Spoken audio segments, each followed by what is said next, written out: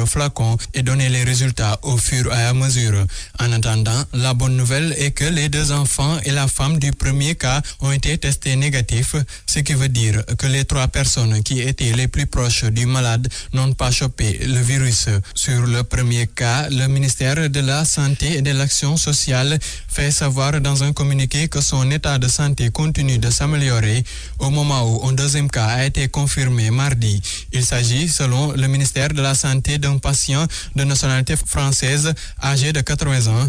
Habitant de Sarcelles, banlieue parisienne, l'homme est arrivé à Dakar le samedi 29 février à bord d'Air Sénégal en provenance de Paris. D'après le ministère, le patient testé positif qui est rentré chez lui après l'aéroport s'est senti mal et s'est rendu à l'hôpital Roi-Baudouin de Guédiawaye où il a été placé en quarantaine, le temps d'alerter les services sanitaires. Le ministère de la Santé fait savoir que son état clinique est stable et toutes les dispositions ont été prises pour identifier les personnes contacts et assurer leur prise en charge.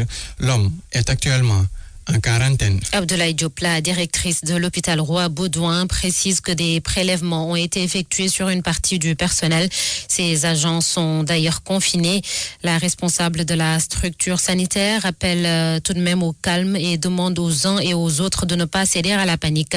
Ramata Danfaha est jointe par Babacar Fall.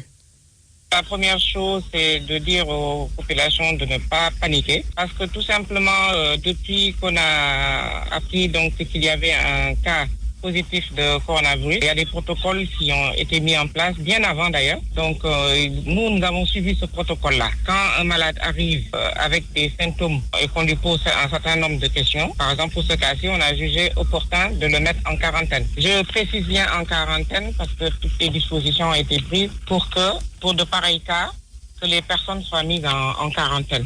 Donc après cela, il y a eu un prélèvement qui a été effectué, acheminé au niveau de Pasteur, et par la suite le patient a été envoyé au niveau de l'hôpital de Fann comme prévu. Et le personnel de l'hôpital qui était en contact avec le patient, est-ce qu'il c'est zéro risque pour eux ou pas? Alors, aucun risque, c'est un peu trop dit, mais de toute façon, ce qui est prévu dans ce cas-là, c'est déjà au niveau de l'hôpital, tout le personnel avait déjà des masques et des gants. Donc, en principe, normalement, il ne devrait pas y avoir de problème. Mais par précaution, ce qu'on a décidé de faire, c'est que toutes les personnes qui ont été en contact plus ou moins direct avec le patient, c'est essayer de leur faire un prélèvement et d'essayer aussi de les mettre en quarantaine. Il n'y a pas vraiment raison d'avoir peur et de paniquer. C'était Ramata Danfaha, la directrice de l'hôpital Roi-Baudouin de Guédiawaye.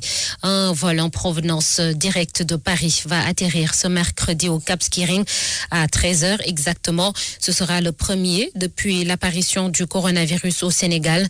L'appareil aura à son bord plus de 150 passagers, majoritairement constitués de touristes français. Ce vol sera donc l'occasion de tester le dispositif sanitaire mis en place depuis hier. Mais selon notre correspondant à Ziguinchor, plus de voix recommandent la fermeture de l'aéroport de Cap Skirring. À Fatick, pour éviter toute propagation du Covid-19, la région médicale renforce la surveillance au niveau de Karang, la frontière avec la Gambie. Ce sont environ 2000 voyageurs qui traversent cette frontière chaque jour. Un important dispositif est mis en place depuis quelques jours par le comité régional de gestion des épidémies et pour le moment, aucun cas suspect. Le reportage d'Aminata Goudjabi à Fatick. Les alentours du poste de police de Karang sont bondés ces derniers jours. Les voyageurs y font désormais une escale obligée pour subir un contrôle minutieux. Ousmane Doy, un voyageur, rentre sur Dakar après un bref séjour en Gambie. C'est rassurant de savoir que je n'ai pas de maladie et tout ça. Je fais le contrôle de la température et tout. Le lavage des mains, je le fais et tout. Bon. 4 grandes bassines pour le lavage des mains, des éléments de la Croix-Rouge munis de thermoflash pour le contrôle médical des voyageurs. Un dispositif mis en place par le district sanitaire de Sokone pour éviter toute propagation du coronavirus. coronavirus au Sénégal. Ahmed Bouyanda, médecin-chef du district sanitaire de Sokone. Sokone couvre une partie de la frontière terrestre. Il y a une autre partie qui est une frontière maritime. Un dispositif qu'on a mis en place ici qui implique la police de frontière, le poste de santé, qui implique également la Croix-Rouge. Nous travaillons de sorte à contrôler toutes les personnes qui passent. Quand il y a des informations qui sont relatives aux maladies qui sont surveillées, nous transmettons aussi l'information au niveau central. Par jour, ce sont pas moins de 2000 personnes qui passent par Karang pour sortir du territoire sénégalais ou pour y entrer. Le médecin-chef de région de Fatick estime que la surveillance épidémiologique sera aussi renforcée sur d'autres axes de la route nationale 5. Habib Ndiaye. Nous avons retenu de travailler d'abord avec les autorités ici à Karang pour voir comment mettre un dispositif au niveau de la gare routière. Également travailler avec les autorités territoriales de Passy, le préfet de Foundiougne, pour voir comment aussi mettre un dispositif au niveau de Passy. Comme ça, tous les cas qui échapperaient au poste de contrôle de Karang, on pourrait les attraper, soit au niveau de la gare routière ici à Karang ou au niveau de Passy. Le comité de gestion des épidémies de fatigue se réjouit tout de même du fait qu'aucun cas suspect n'est encore enregistré dans la région. Aminatou Goudiaby, Fatick RFM. RFM, la radio de toute l'actualité. Concernant cette lutte contre le coronavirus, le khalife général des Mourides appelle à la lecture du Saint-Coran ce mercredi dans toutes les localités du pays. À Dakar, la mosquée Massalikul Jinan va abriter la cérémonie. On parle de tout à fait autre chose, lutte contre la corruption. Les 2 derniers rapports de l'OFNAC sont désormais disponibles sur le site d'information de l'Office national de lutte contre la corruption. Dans celui de 2018, l'affaire des 24 milliards remis à Mina Distribution par laser sans justificatif. L'affaire Petro-Tim qui cristallise les débats. Dans le rapport d'activité 2017 de l'OFNAC, Salif Sow a parcouru les 2 documents. Dans l'affaire Petro-Tim, des délits sont commis, reconnaît l'OFNAC. L'Office national de lutte contre la fraude et la corruption évoque les articles 156 et 132 du Code pénal pour étayer ses conclusions. Le dossier, qui évoque le non-respect des procédures d'attribution des licences d'exploitation des blocs pétroliers et le non-paiement des droits et taxes résultant de la vente d'actions entre Cosmos Energy et Petro-Tim, a été remis au procureur de la République.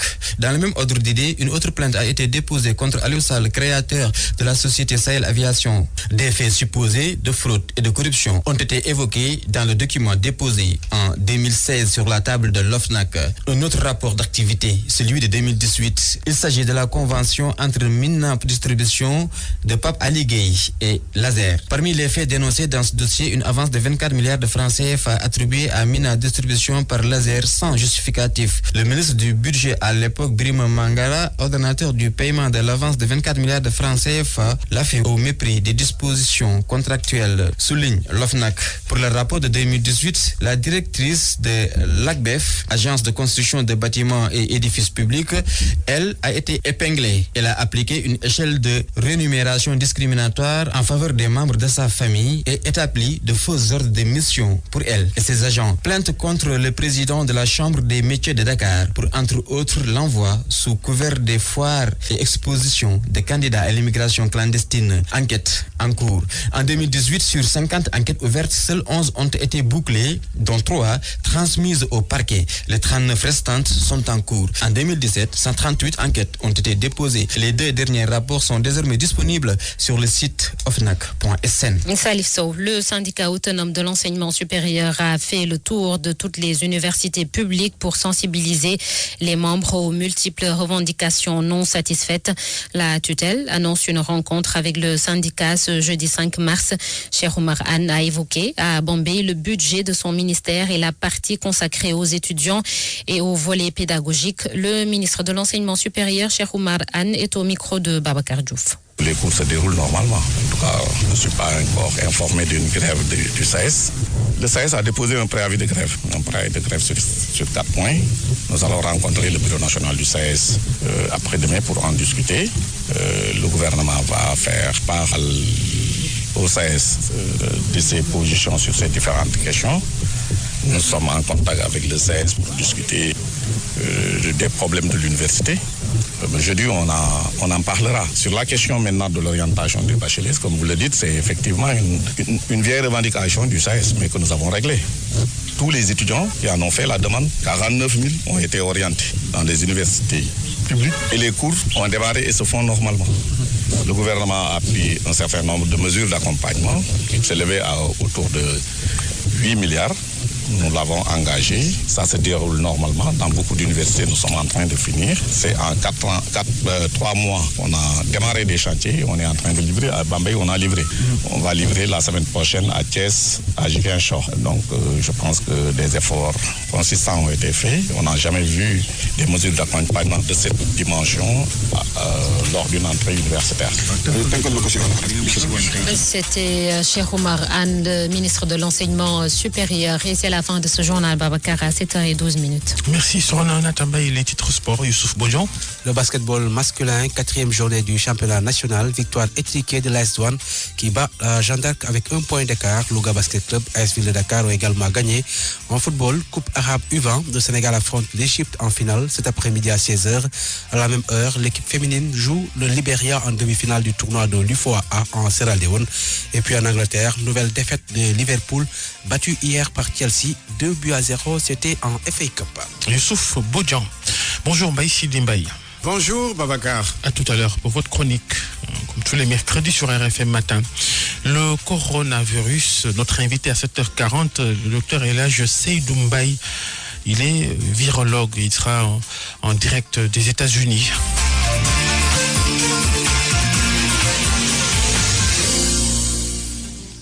RFM Matin, merci de nous écouter. Bon réveil à ceux qui nous rejoignent. Bonne journée à tous. La culture, Anna Rocha. Bonjour à tous. La crise du système éducatif en chanson, Ndjangan, c'est le titre du nouveau morceau de maître Aminata Khass. La greffière chanteuse apporte ainsi sa contribution pour la stabilité du système. Elle y rend notamment hommage à Elhadj Omar Foutiyou Tall. On l'écoute. J'ai pris comme modèle cet érudit, Mame Cheikh Omar Foutiyou Tall, qui a initié au Sénégal l'enseignement coranique. J'ai voulu le donner comme modèle à tous ces enseignants, à tous les niveaux, pour qu'ils essaient un tout petit peu, revoir un tout petit peu la valeur spirituelle de ce grand homme, de voir pourquoi lui, il avait initié l'éducation coranique.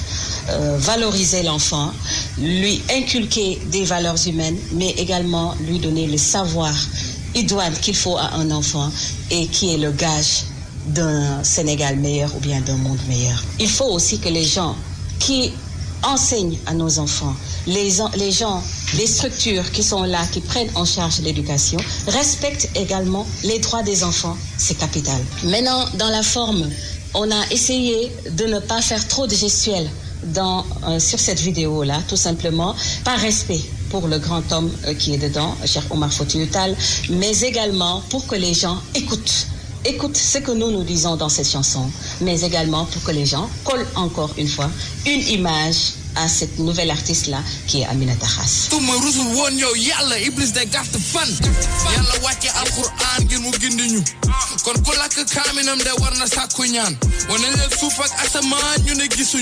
On continue en musique. Le rappeur Cheikh Ibra Diong alias Virus a lui sorti lundi dernier un nouveau single, Kemtan. Son jeu de mots, l'artiste de la Médina veut contaminer les Sénégalais par sa musique. Il a rencontré la presse à la Maison de la Culture d'Outasek. Pour à la situation qui se passe actuellement dans ce monde, donc pour pouvoir vraiment sensibiliser les personnes vraiment à aller droit au but, et vraiment à maintenir le cap. Virus, pourquoi j'ai choisi ce nom? Parce que les gars disaient que je leur contaminais. J'ai remarqué par rapport à mes rimes, à mes textes et tout ce que je faisais, donc vraiment l'énergie et l'impact que ça a donné. Et après, donc maintenant, on a décidé de s'intituler Virus. Pour cela, je pense que nous allons organiser pas mal de spectacles, Kemtan Tour, donc de cibler 4 à 5 régions et voilà quoi, essayer de se propager là-bas. Merci d'avoir suivi. À demain pour d'autres actualités culturelles dans RFM Matin. Ouais, le chanteur Virus, ironie de l'histoire. RFM Matin, 7h15. RFM Matin, l'émission qui réveille le Sénégal. La chronique de Mbaye Sidi Mbaye, vous nous plongez ce matin dans les transports publics sénégalais. Enfin, on assiste à des scènes les plus surréalistes qui frôlent très souvent l'indécence même. Sécurité et salubrité dans les bus et tout moyen de transport urbain et interurbain à Dakar et dans les régions. Cette question qui ne semble pas préoccuper les citoyens est cependant au cœur des angoisses qui habitent une frange importante de la population. D'abord, les étudiants, les élèves et les travailleurs qui, chaque jour, quittent les grandes banlieues pour les bureaux, les entreprises, les universités, tous logés dans la capitale et sa périphérie. S'il n'y avait que l'aventure de la distance, mais il s'y ajoute la surcharge récurrente des passagers, leur promiscuité, souvent indécente, cause de multiples incidents à l'intérieur des véhicules. Ce sujet est sans cesse à l'ordre du jour dans les salles de classe. Visiblement, les filles n'en peuvent plus des attouchements de la part de passagers pervers qui assouvissent leur frustration dans les véhicules de transport. Mais il n'y a pas que ça. Les pickpockets aussi sont des clients indésirables. Les pires voisins de voyage pour les retraités qui reviennent de la banque et les bonnes dames qui, sans souci, posent leur portefeuille sur la banquette le temps d'un geste et qui ne reverront jamais plus leurs petites économies. À mon humble avis, cela signifie qu'il y a encore nécessité